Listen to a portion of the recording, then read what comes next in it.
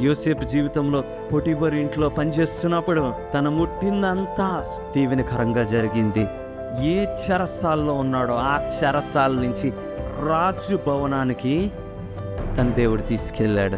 ఆలోచించండి, కొన్నిసార్లు మన జీవితంలో ఏ చెరసాల్లో ఉంటామో మన స్టోరీ అయిపోయిందేమో అనుకో, ఈ ఇబ్బంది నుంచి దేవుడు మనకి తీసుకురాడేమో అనుకుంటాం.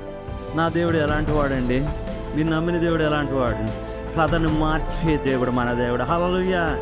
కథని మార్చగలిగే దేవుడు.